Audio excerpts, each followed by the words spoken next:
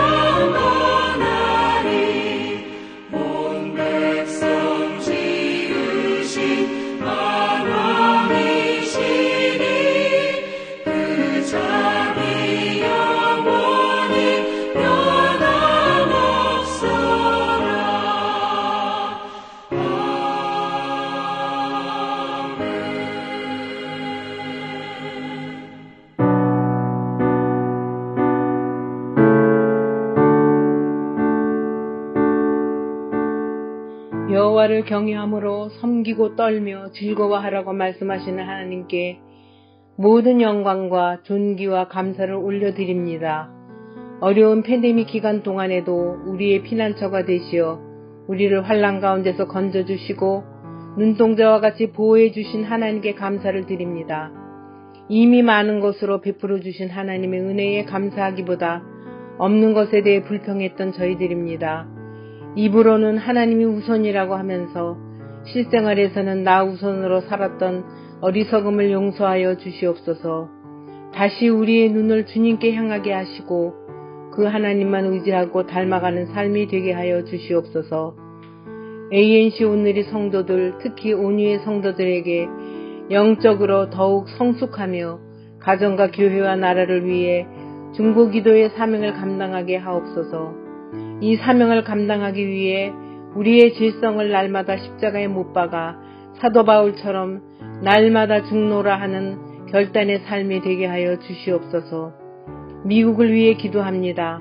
선교도 정신으로 세워진 이 나라가 하나님의 정의가 살아 역사하는 나라가 되어 창조 질서에 위배되는 정책이 소멸되고 하나님 기뻐하시는 정책들로 가득 차서 세계에 선한 영향력을 미치는 나라로 회복시켜 주시옵소서.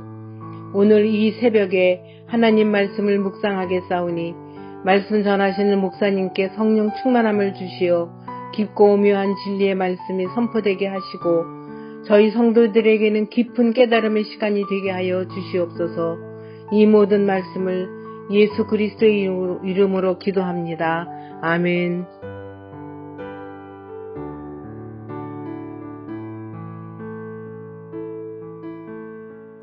네, 오늘 주신 하나님의 말씀은 시편 2편 1절에서 12절까지 말씀인데요. 제가 봉독해 드리겠습니다.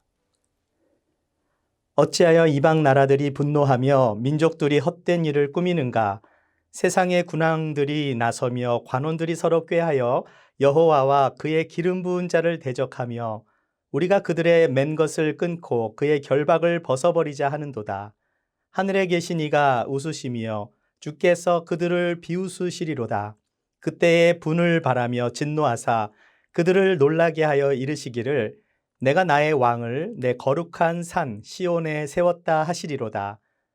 내가 여호와의 명령을 전하노라. 여호와께서 내게 이르시되 너는 내 아들이라. 오늘 내가 너를 낳았도다. 내게 구하라. 내가 이방 나라를 내 유업으로 주리니 내 소유가 땅끝까지 이르리로다. 내가 철장으로 그들을 깨뜨리며 질그릇같이 부수리라 하시도다. 그런즉 군왕들아 너희는 지혜를 얻으며 세상의 재판관들아 너희는 교훈을 받을지어다. 여호와를 경외함으로 섬기고 떨며 즐거워할지어다. 그의 아들에게 입맞추라. 그렇지 아니하면 진노하심으로 너희가 길에서 망하리니 그의 진노가 급하심이라. 여호와께 피하는 모든 사람은 다 복이 있도다. 아멘. 네, 우리가 그동안 출애굽기 말씀을 보다가 6월부터 2주간은 시편 말씀을 나누게 되고요. 또다시 이제 출애굽기 말씀을 보게 될 텐데요. 오늘 읽으신 시편 2편은 어제 본문이었던 시편 1편과 연결이 되는 말씀이고 예언적인 말씀을 다루고 있는 아주 중요한 내용의 시편입니다. 시편 1편과 2편은 시편 150편 전체의 서론에 해당하는 말씀이에요. 1편에서 복이 있는 사람은 어떤 사람이라고 말씀합니까? 여호와의 율법을 즐거워하고 그 말씀을 주야로 묵상하는 사람이 복이 있는 사람이죠. 시편 1편에서 복이 있는 사람은 악인과 의인으로 구별하고 있다면 시편 2편에서는 하나님을 대적하는 자와 하나님을 경외하는 자로 구분하고 있습니다. 시편 1편이 개인적인 관점이라면 시편 2편은 집단적이고 단체적이고 국가적인 관점으로 본 거예요. 다시 말해서 시편 1편이 일상을 사는 한 개인에게 초점이 맞춰져 있다면 시편 2편은 열방과 민족들과 세상의 관원들과 군왕들, 이 모든 사람들이 등장하고 더 나아가 하늘 보좌에 앉아 계신 분의 눈에 비춰진 그 세상으로 이 스케일을 넓혀가고 있는 것입니다. 이 편이 다루는 중심 주제는요, 세상의 통치자가 누구인가 하는 거예요. 또한 세상의 통치는 과연 어떻게 이루어지는가에 대한 물음이기도 합니다. 이 물음에 대해서 시인은 하늘에 좌정하신 여호와가 세상의 궁극적인 통치자시며 당신이 세우신 아들을 통해서 세상을 통치하신다라고 말씀하고 있어요. 자, 여러분 구약 성경을 보면 예언의 말씀들이 많이 등장하잖아요. 특별히 메시아에 대한 예언이 구약 성경 곳곳에 나타나는데 시편 2편은 전체 150편의 시편 중에서 가장 메시아적인 시라고 말할 수 있습니다. 자, 그런데 시편 2편에서 메시아를 예언하며 쓴 시인이 누구입니까? 다윗이에요. 시편 2편에서 그 저자는 다윗이에요. 어떻게 알 수 있습니까? 1절과 2절 말씀을 보십시오. 어찌하여 이방 나라들이 분노하며 민족들이 헛된 일을 꾸미는가? 세상의 군왕들이 나서며 관원들이 서로 꾀하여 여호와와 그의 기름 부음 받은 자를 대적하며. 자, 이 말씀만 보면 다윗이 저자인지 아닌지 알 수가 없죠. 네, 그런데 사도행전을 보시면 다윗이 저자임을 알 수 있습니다. 사도행전 4장 25절과 26절을 보실까요? 또 주의 종 우리 조상 다윗의 입을 통하여 성령으로 말씀하시기를 어찌하여 열방이 분노하며 족속들이 허사를 경영하였는고 세상의 군왕들이 나서며 관리들이 함께 모여 주와 그의 그리스도를 대적하도다 하시니로소이다. 사도행전 4장에서 사도들은 시편 2편의 1, 2절 말씀을 인용하고 있는 거죠. 뭐라고 인용하고 있습니까? 우리 조상 다윗의 입을 통하여 성령께서 지금 말씀하고 있다라고 있는 거죠.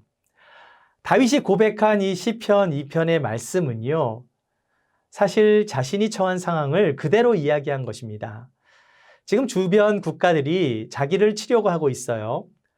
열방이 자신에 대해서 분노하면서 족속들이 허사를 경영하고 또 세상의 군왕들과 관리들이 자신을 대적하고 있기 때문에 지금 다윗은 하나님께 자신이 처한 상황을 그대로 가지고 가서 하나님께 기도한 것입니다.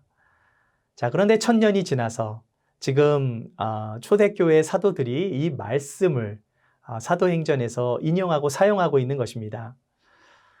사도행전 3장에서 베드로와 요한이 이제 성전 미문에 있었던 안진뱅이를 예수의 이름으로 일어서게 해요. 뭐 금과 은은 내게 없지만 내게 있는 것을 너에게 주노니 예수의 이름으로 일어나라. 이러니까 이제 일어나게 되죠.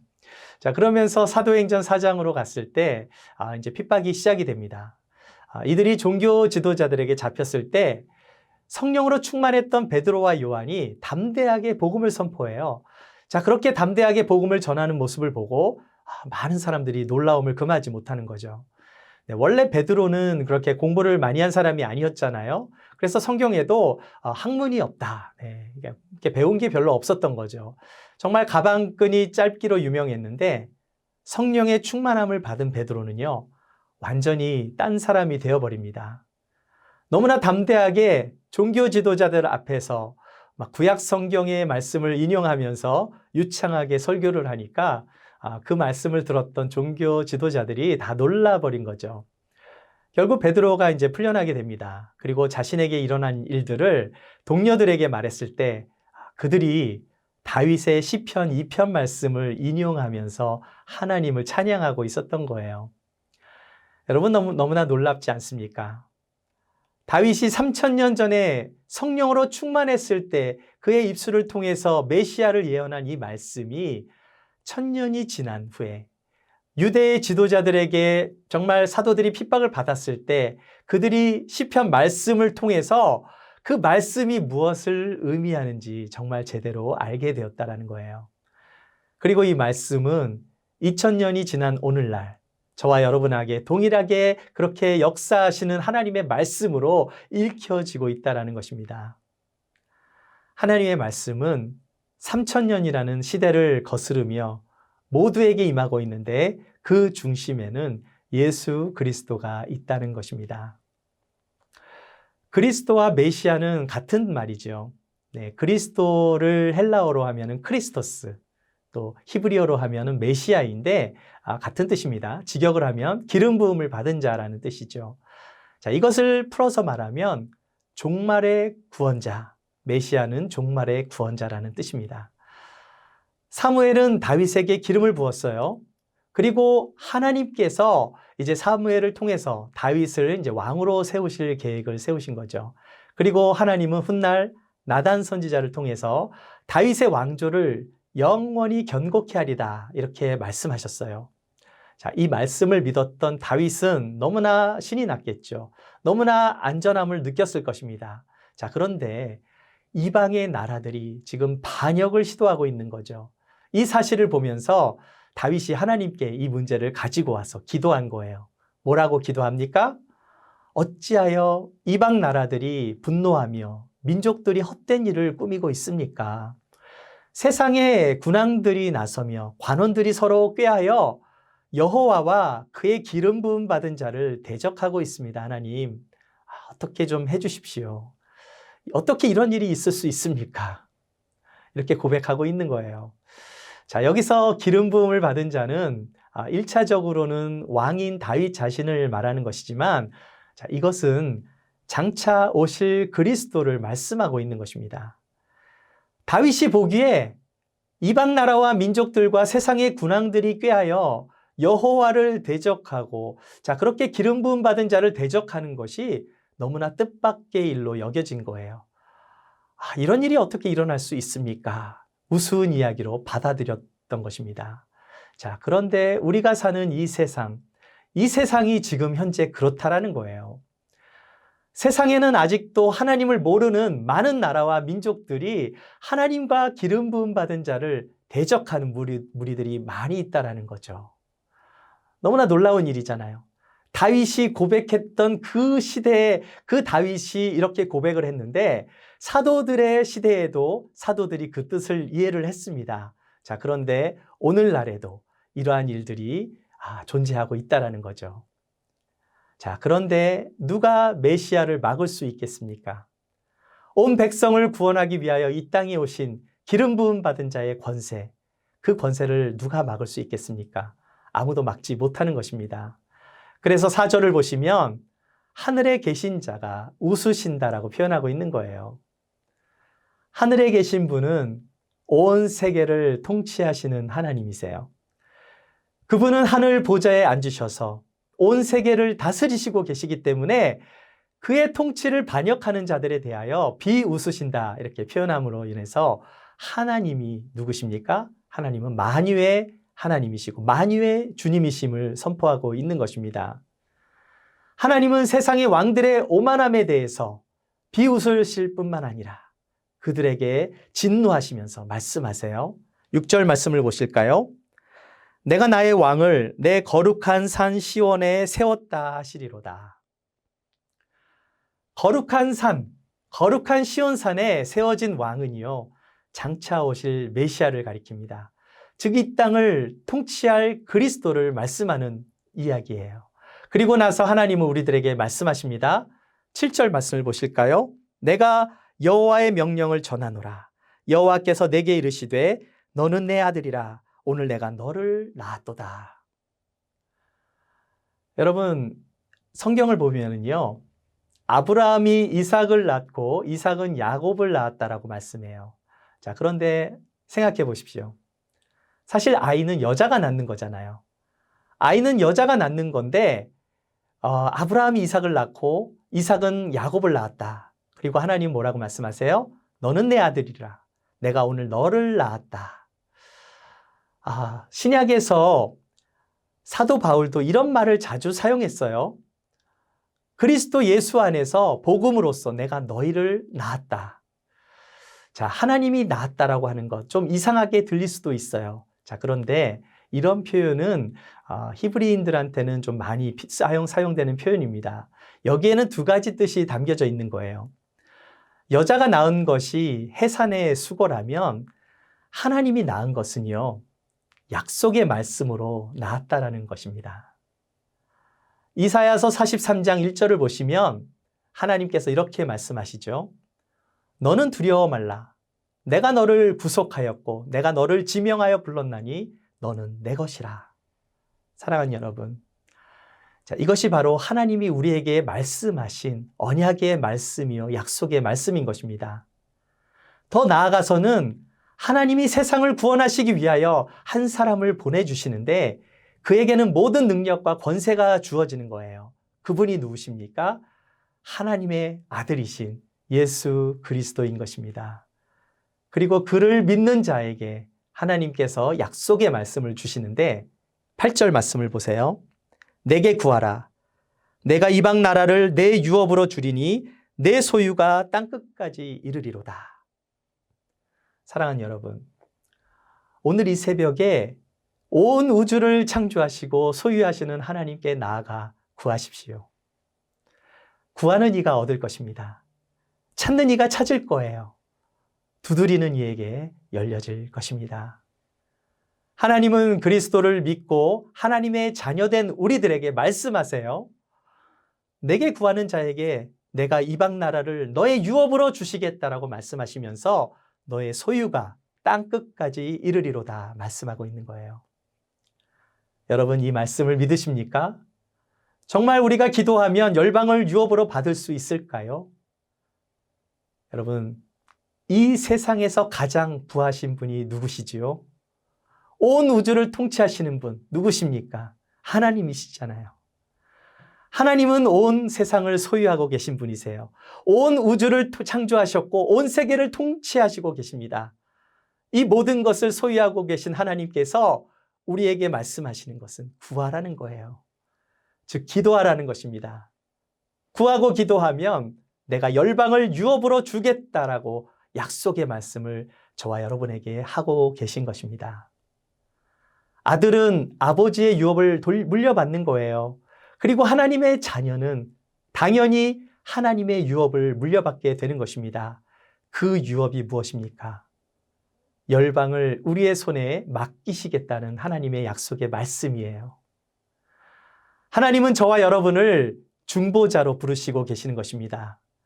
열방과 민족을 위하여 기도하면 그 땅을 주시겠다라는 말씀이에요.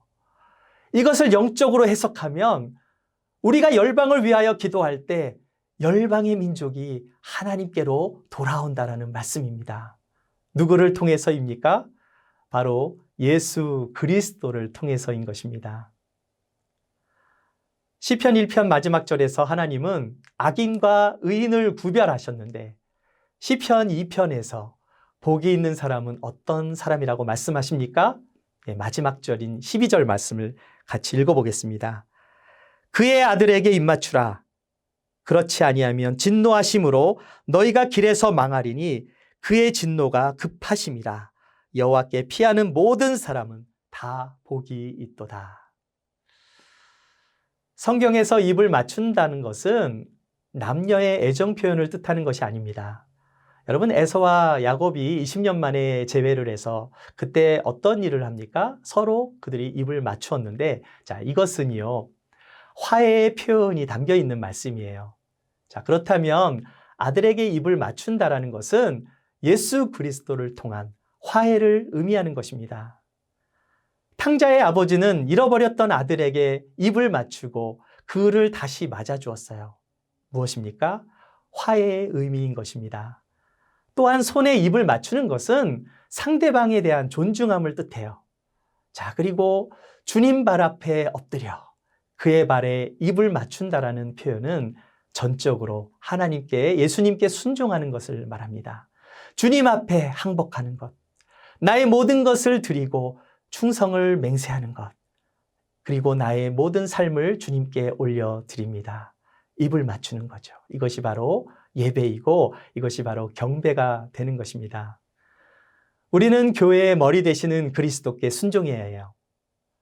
억지로 순종하고 복종하는 것이 아니라 정말 그분을 나의 구주로 믿기 때문에, 그분을 너무나 사랑하기 때문에, 그분을 신뢰하기 때문에, 그분이 우리의 구주가 되시고 우리의 통치자가 되시기 때문에 우리는 그에게 순종하며 입을 맞춰야 하는 것입니다. 하나님은 사랑의 하나님이시지만 또한 공의의 하나님이세요. 모든 인간에게는 심판이 기다리고 있는 거예요. 결국 그 아들에게 입맞추지 못한 자는 진노하심으로 망하게 되는 것입니다. 그런데 그 진노가 급하시다고 말씀하고 있어요. 따라서 여호와께 피하는 자는 복이 있는 사람이 되는 것입니다. 하나님은 우리에게 한 사명을 맡겨주셨습니다.